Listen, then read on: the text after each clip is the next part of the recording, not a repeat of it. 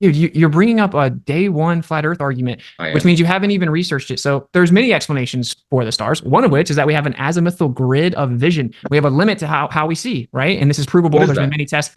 There's been many tests to prove it, right? That we actually see in curved visual space. For example, the Alley experiments, they actually took another test where they had a sphere with many people with exocentric pointers, showing that the way they mapped out the relation to the center was curved. We have curved visual space. We have a limit. We have anticorpuscular, corpuscular rays, etc. All that to say, so whenever you look towards the edge of your limit, what happens is there's an optical convergence, and that would be the southern rotation. And of course, if I'm looking north and I see the northern rotation, if I turn and look south, it's going to look like it's going the opposite way, right? Even if it's going the same way, just because of perspective, it's going to look like it's going the opposite way. And then the question that would need to be answered is, well, why does it look like it's going around the pole in the south, right? And the answer is because there's a convergence, an optical convergence, just like crepuscular and anti-crepuscular rays, right? So when the sun sets in the west, you'll see the crepuscular rays. But if you look to the east, the exact opposite direction while the sun is setting, you'll see crepuscular rays converging to a point over there, 180 degrees away.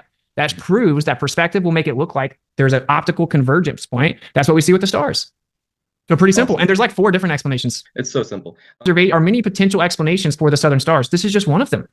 There's another person you can look up if anyone actually is curious. It's L of Tomb of Illumination, used to be Flat Earth Philosophy, and he breaks down the actual quadrant, the optical projected quadrant in the back or in the sides. Also, someone's taking a dome, projected stars onto the dome, and shown that the exact stars will be in the south, just completely reflected as a projection to the south. It's been replicated that we would see southern star trails on a flat Earth with a dome, with an azimuthal grid of vision, and with a projection, with like a electromagnetic polarized holographic projection. People can think that's crazy. It doesn't matter. It's objectively, there are many ways to explain the southern star trails. Well, the stars rotate around at each other's nighttime. Okay, now I'm going to show each guy, starting with the top guy. There's his little dome of perspective, or his field of view, that viewing circle, right? 6,000 mile radius. And the second guy has his night, and he sees the same stars. Third guy, the stars rotate around, he sees the same stars. And now the fourth guy, there you go, he sees the same stars. And that's how that works, right? So now the question begs, and I came up with this question working on this video, and so I'm going to beat anybody to it, is how can Sigma Octantis be fixed in the sky? If in fact it is. They say it is. Okay, I'm going with it. Okay, this is so simple. Corpuscular and anti-corpuscular rays is some strong evidence that perspective will in fact explain that phenomenon. So that's why in fact I'm using the corpuscular and anti-corpuscular rays to show a correlation between Polaris and its counterclockwise rotation and the clockwise rotation in the southern hemisphere. Okay, so let's now move the sun down to the horizon. So instead of being overhead, let's say it's in your eastern horizon and it's rising, right, sunrise. And let's say you have corpuscular rays, all right? They will diverge out from the sun, spread out overhead, and then converge on the western horizon. That's if conditions are right, and you could see the anti-corpuscular sun rays.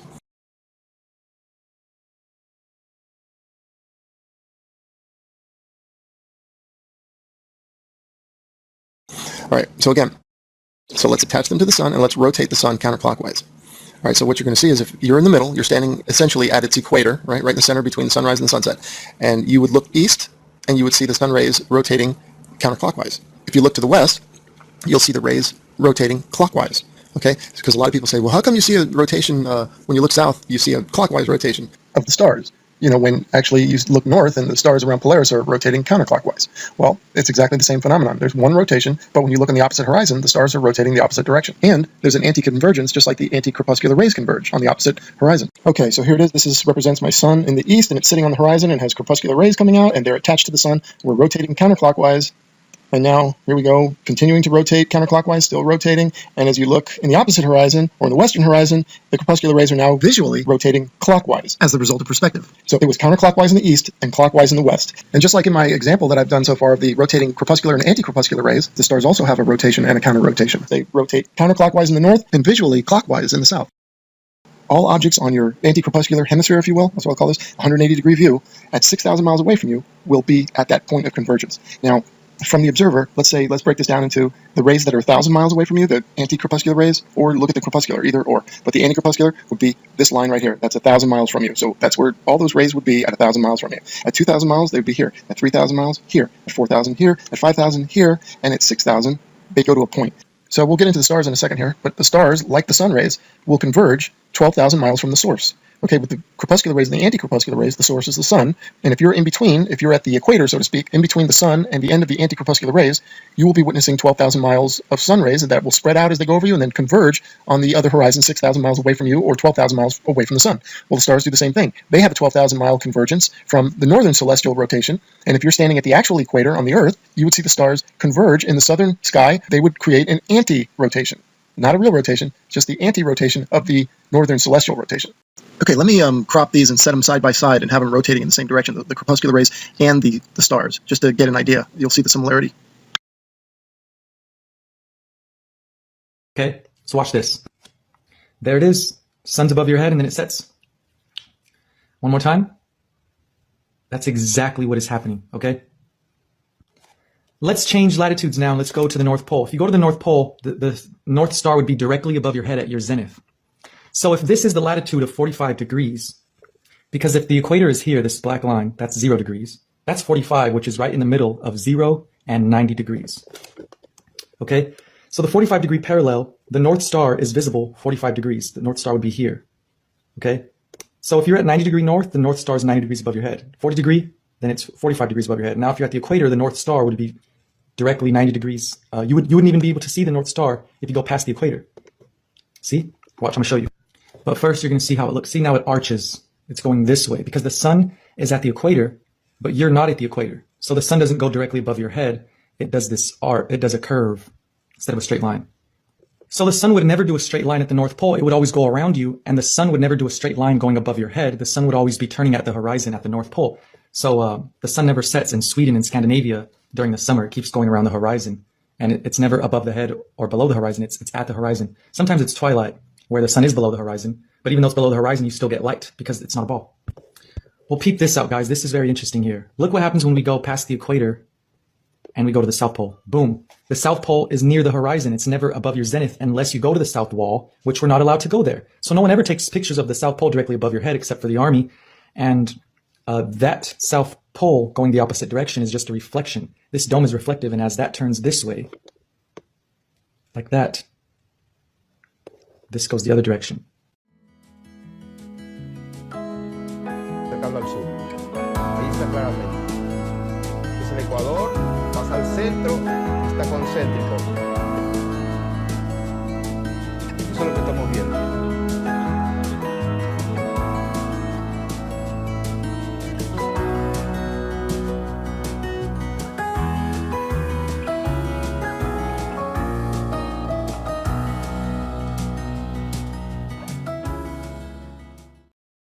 The atmosphere really is acting like a lens.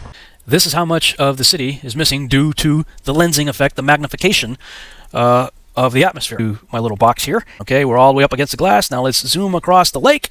And wow, look at that. The lower portions start to disappear.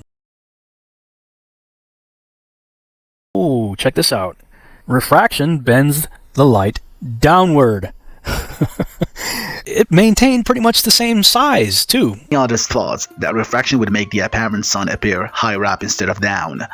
So, to make this clear, let me tell you that what we did was add the atmosphere to the flat earth model in Cinema 4D. And Cinema 4D made the apparent sun go down, not us. Now, picture the sun is above you, and the last layer of the atmosphere or atmos plane is a lot closer to you than the sun. The refraction will happen until the last layer of the atmos plane, which goes to the ground, right? So looking at the sun from the ground through the atmos plane can make the apparent sun appear lower instead of higher. And if you look at it this way, the apparent sun will appear higher, right? But this is all incorrect. What you will see from the ground is the apparent sun only. So whether it appears here or there, it is always lower, and the real sun is always higher. Now the question is, what makes the sun go down as it moves away from you? Here is how the real sun and the apparent sun move in Cinema 4D. It's acting exactly how we expected. The apparent sun appears to move faster than the real sun. Therefore, it disappears in less than 7,000 miles away from the observer. When the apparent sun is at 0 degrees, the real sun is at 35 degrees. And as the real sun rises at its normal speed, the apparent sun follows at a higher speed. The more they rise, the closer they get. And when they are 90 degrees, the refraction is 0. This is a diagram I made in AutoCAD with the real elevation angles of the sun that we get from suncalc.org.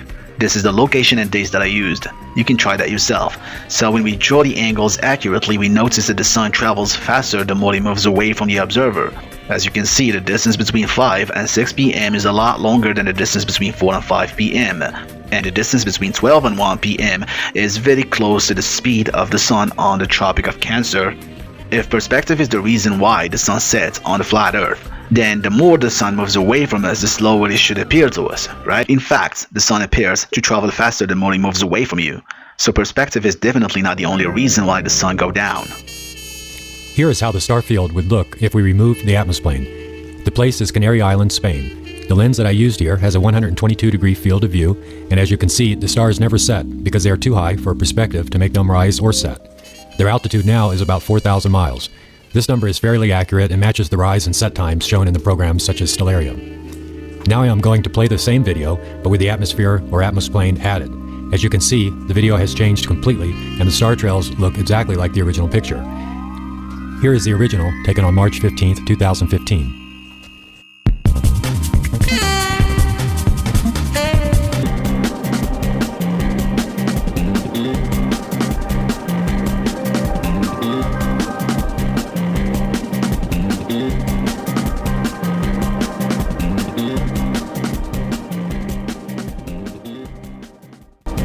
This is a quick view of the stars in AutoCAD so you can understand how we draw them in Cinema 4D. All the stars you see on the model are 4,000 miles up, and the angles of the stars are accurate and they match modern science. We didn't make them up.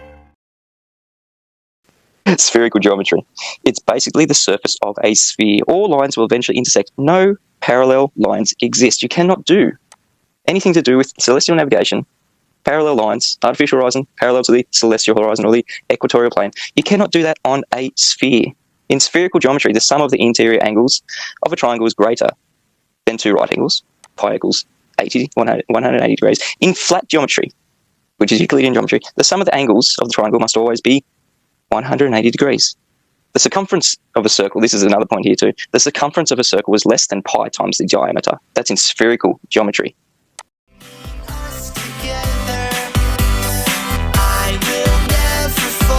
Sleep again. I know I'll go far.